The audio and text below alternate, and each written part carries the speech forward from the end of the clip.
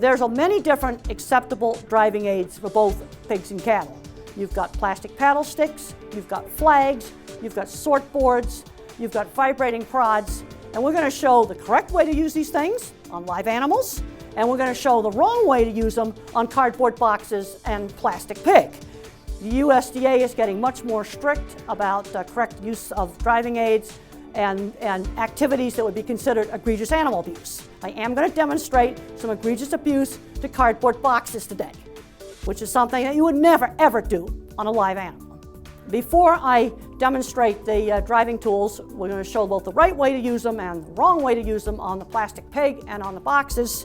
I'm going to read to you the actual USDA directive, which is the instructions to inspectors to determine whether or not egregious animal abuse has occurred. Driving of livestock from the unloading ramp to the holding pens and from the holding pens to the stunning area shall be done with a minimum of excitement and discomfort to the animals. Livestock shall not be forced to move faster than a normal walking speed. Electric prods, canvas slappers, or other implements employed to drive animals shall be used as little as possible in order to minimize excitement and injury. Any use of such implements, which in the opinion of the inspector is excessive, is prohibited. Electric prods attached to AC house current shall be reduced by a transformer to the lowest effective voltage, not to exceed 50 volts AC. Pipes, sharp or pointed objects, and other items which in the opinion of the inspector would cause injury or unnecessary pain to the animal shall not be used to drive livestock.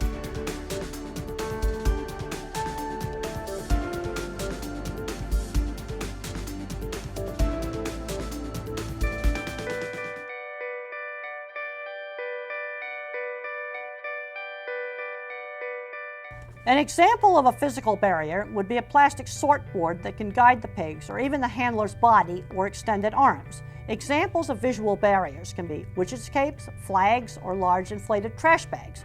A sort board or a cape or flag can also serve as a visual barrier. Auditory stimulus can include rattle paddles, wiffle bats, small plastic cans with beads inside, large inflated trash bags that make a crackling or flapping noise. Another good driving aid is plastic ribbons on a stick that can be used as a visual stimuli to turn an animal or redirect it. Calm pigs and calm cattle and sheep are easier to handle than scared, excited animals. The first thing that handlers need to do is to greatly reduce whistling and yelling and screaming. There is scientific research that shows very clearly yelling and screaming at animals is really stressful. And the plants that have really good handling, they have stopped all of the screaming and yelling. People can also use their position. An animal has a flight zone. This pig, since he's plastic, it's got no flight zone. There's a point of balance here at the shoulder. If you're behind the point of balance, your animal's going to go forward. If you stand in front of your animal, he's going to go back. A common handling mistake I see people making over and over again is they stand here and now they're touching the ground. That doesn't work. You're telling your animal to go forward and back at the same time.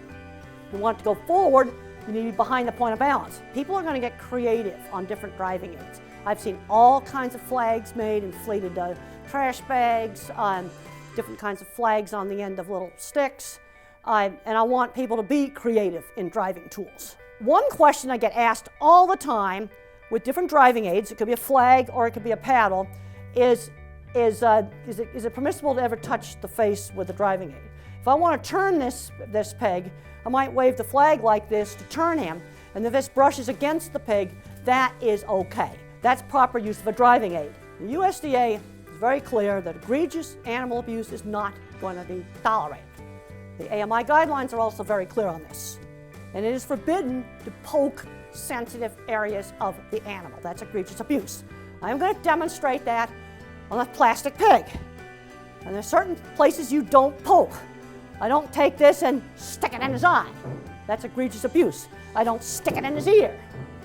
And I certainly never ever stick it up his anus. That's egregious animal abuse.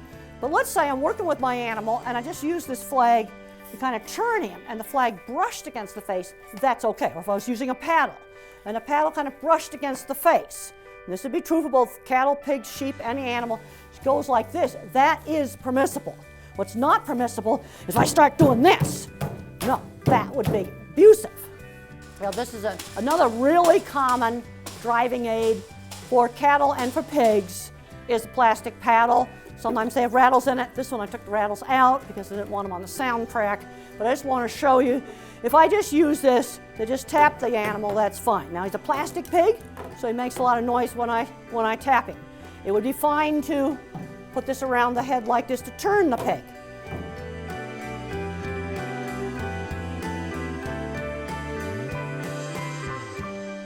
Also, it's really important not get your animal all excited. You know, excited animals are going to be harder to handle. Pigs and cattle both are going to stick together, bunch together, be more difficult to separate. But to go around the head like this and maybe that brushed over the nose, that is permissible.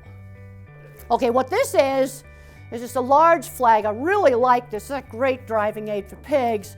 And I really love the handle in the middle like this. They just made it here in the plant. Really, really nice. And it kind of is like a portable sort board, really light. It's a visual barrier. Animals respect a visual barrier. And I just can move it behind the pig. Maybe it might go up, I might take this in, might go over the front of the pig like this. That kind of contact with the face, that is permissible. Okay, now I'm going to do some things with this that are not permissible. Or stick it in his eye, or I shove this up his ear. That's egregious animal abuse. But you are going to have some contact. If this just rubbed over the pig, okay, that's permissible. Another common tool working with pigs is a sort board. The animals respect the solid barrier. Now the only disadvantage of it is it's heavy. So this tends to be used a lot on the farms, tends to be used less in the plants because it's heavy. And one advantage I have is this. I love this as a pig tool, is it gives me the visual advantage of the sort board without the weight. You know, some of this is personal preference. People get personal preference on different driving aids that they'll use. And if I just, let's say, I want to block the pig, he's going to turn, and I put the sort board here like this, and his face contacted it, that would be permissible. All right? If I just took it and went, all right, that's not permissible. That, you know, but it is perfectly permissible if the pig turned back on me and put the sort board in front of him like this, and if it hit it, that's permissible. That's not abuse. Other driving tools besides the ones that we're showing can also be used, as long as they're used in a manner that promotes calm, low-stress handling.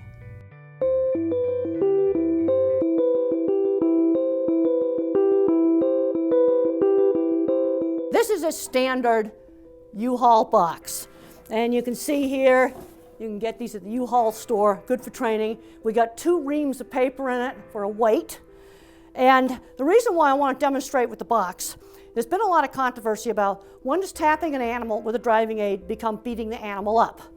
So I thought the best thing to do would be to demonstrate this box. And as I hit it harder and harder, it's going to start deforming.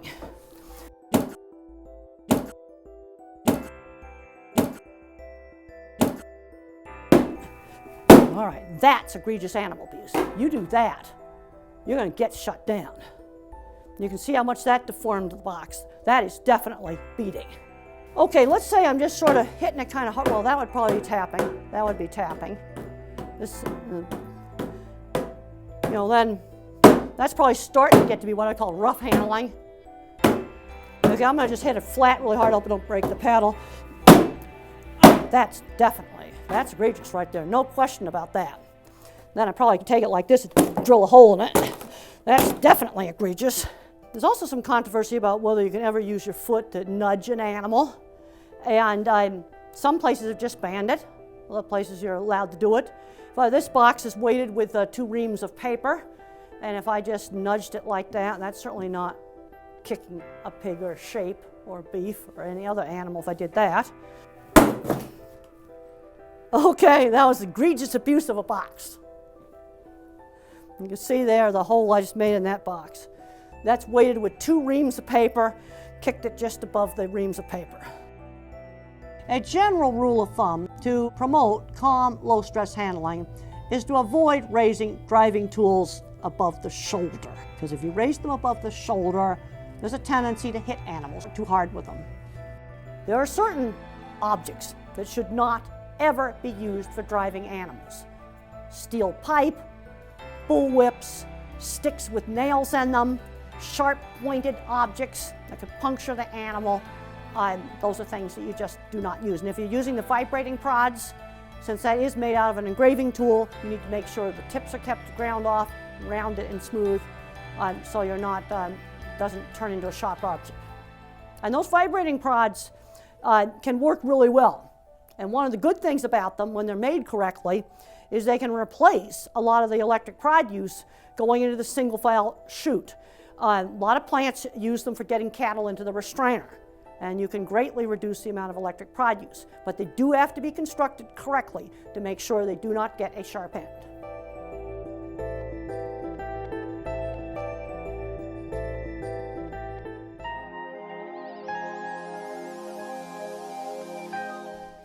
First part that I want to talk about is what are acceptable procedures for making an animal that is down and non-ambulatory to get this animal back up. The question that comes up is it permissible to use an electric prod to make an animal that's down and non-ambulatory get up? And this would apply to cattle, pigs, and sheep. And this is something that really requires some judgment. It may be permissible to use it once or twice to make it get up, and then after that, that's going to become abusive and egregious. You must never, ever poke it in a sensitive area, like in the anus, its ear, and its eye. That would be always considered egregious animal abuse. But it is permissible. You might tap him a few times. Also, let him rest. Pigs oftentimes, if they get some rest, will get back up on their own. Even cattle sometimes will get back up if they're just left to rest for a little bit. The Humane Slaughter Act is very clear about dragging. Dragging is not permitted, period, on all species. Now I'm going to just demonstrate right here what I would consider to be dragging. If I put a chain on this pig's leg and I pull him like this, that's dragging. Or let's say I took a skid steer loader or some other kind of mechanical piece of equipment or a power gate and I'm shoving him like that, that's going to be dragging. I just dragged it. That is forbidden. Other things that people might do to try to get an animal up is grab the tail. That's a no-no. Another question that comes up all the time on dragging is, I have an animal that's stuck in the chute or stuck in some piece of equipment. If I want to put him on a sled or some other device or even get him into the bucket of a skid steer loader, I may have to turn him slightly. In my opinion, that is not dragging. If I just had to turn the animal like this,